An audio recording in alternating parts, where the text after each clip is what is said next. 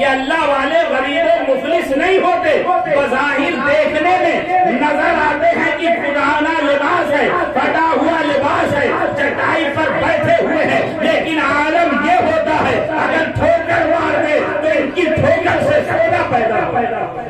ان کی ٹھوکروں میں حکومتیں ہوا کرتی ہیں۔ حضرت محبوب الہی کے پاس وہ شخص آیا، آپ کا چاہنے والا کا حضور بہت غریب ہوں، پریشان ہوں، آپ کی بارگاہ میں اس لیے آیا ہوں کہ کرم فرما دے اور آپ اپنے کرم سے جو ہے کچھ عطا فرما دے۔ میرے گھر میں شادی ہے تاکہ کچھ انتظام کر کے میں اپنی بچی کی شادی کر دوں اور اپنی پریشانی بھی جو میری ہے وہ بھی دور ہو جائے، غربت دور ہو جائے، پریشانی دور ہو جائے۔ سارے ملت گرامی سرکار محبوب الہی نے جو ہے اس شخص سے کہا جاؤ مٹی کا ایک ڈھیلا لے کر کے آؤ، مٹی کا ایک ڈھیلا، وہ مٹی کا ڈھیلا لے کر کے آیا، حضرت نظام الدین اولیاء محبوب الہی کی بارگاہ میں پیش کر دیا، اور جب پیش کیا تو دیکھا کہ حضرت محبوب الہی نے وہ ڈھیلا لیا، لینے کے بعد اسی کے سامنے 3 مرتبہ سورہ اخلاص پڑھی اور مٹی کے ڈھیلے پر دم کر دیا،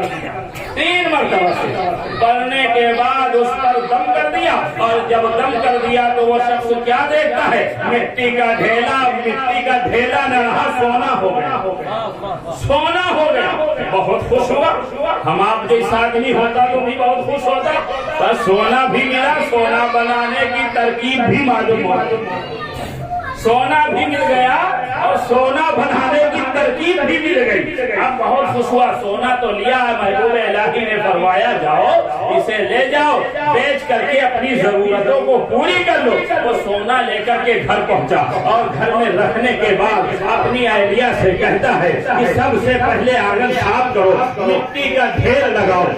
بات کیا ہے؟ کہا بات بعد میں سننا، پہلے مٹی جمع کرو، مٹی کا ڈھیر لگاؤ۔ کہا کیا بات ہے؟ کہاں سونا بنے گا، غریبی دور ہو جائے گی، مفلسی دور ہو جائے گی، آج ہی رات ہم رئیس ہو جائیں گے، سب سے بڑے اپنے گاؤں کے زمیندار بن جائیں گے، رئیس بن جائیں گے، مالدار بن جائیں گے۔ اب ہمارے پاس سونا ہی سونا ہوگا، اس لیے کہ محبوب الہی نے سونے کا ایک مٹی کا ایک ڈھیلا جو ہے سونا بنا کر کے ہمیں دیا ہے اور بنانے کی ترکیب بھی بتا دی ہے۔ اب ہم سونا بنا کر کے مالدار ہو جائیں گے۔ بس جو ہے ڈھیر لگایا، اب یہ بھی وضو کر کے اور اپنی اہلیہ کو بھی وضو کرایا اور وہ بھی دونوں بیٹھ گئی۔ بیٹھنے کے بعد اب سورہ اخلاص پڑھ رہے دم کر رہے، سورہ اخلاص پڑھ رہے دم کر رہے، پڑھ رہے دم کر رہے، پریشان ہے کہ دم کرتے کرتے خود بے دم ہو رہے ہیں، لیکن وہ تو مٹی کا ڈھیر ویسا ہی ہے، سونا تو سونا، سونے کا سہاگا بھی نہ ہوا۔ بہت پریشان ہوئے کہ محبوب الہی نے 3 مرتبہ پڑھا تھا، ہم تو پڑھتے پڑھتے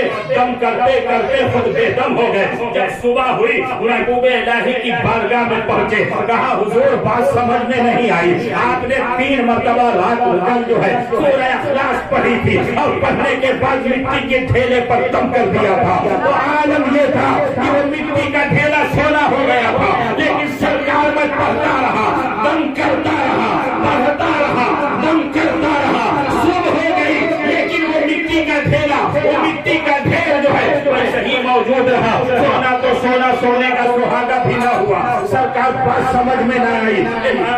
اس شخص کے سامنے حضرت نظام الدین اولیاء محبوب الہی مسکراتے ہیں اور فرماتے ہیں نادان، اللہ کے کلام کے اندر مٹی کو سونا بنانے کی پوری طاقت موجود ہے، لیکن پہلے نظام الدین کی زبان پیدا کرے۔